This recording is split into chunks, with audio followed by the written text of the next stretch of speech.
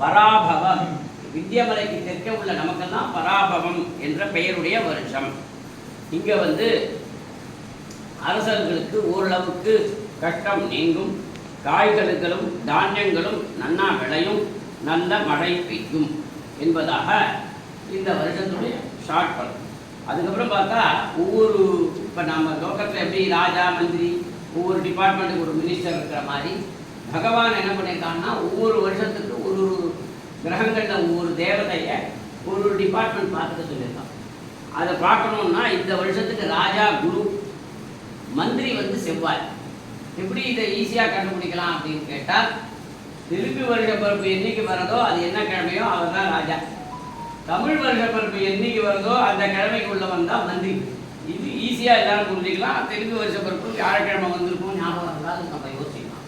So அந்த யுகாதி வந்தது குரு. So குருவினுடைய ஆதிபத்தியத்தினால மக்கள் தங்களுடைய கர்மங்களை செய்வார்கள், நல்லபடியாக மழை பெய்யும், சுபீட்சம் உண்டாகும், ஆரோக்கியமும் சௌக்கியமும் உண்டாகும். அடுத்தபடி மந்திரி செவ்வாய் அரசர்களுக்கு தர்மம் குறைவாக இருப்பார்கள், மழையும் விளையும் கொஞ்சம் கெடுதலும் ஏற்படும், திருடர் பயம், நெருப்பு பயம், துன்பம் ஏற்படும். சேனாதிபதி சந்திரன். சந்திரனுடைய பலம் என்னன்னா நல்ல மழை பெய்யும், நல்ல விலை கிடைக்கும், ஜனங்களுக்கு ரோக நிவர்த்தி, ஆரோக்கியமாக இருப்பார்கள், சௌக்கியம் உண்டாகும், பால் நிறைய விருத்தியாகும். சஸ்யாதிபதி சுக்கிரன்.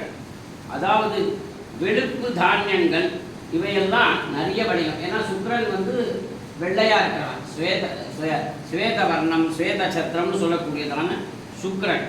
அடுத்தது தானியாதிபதி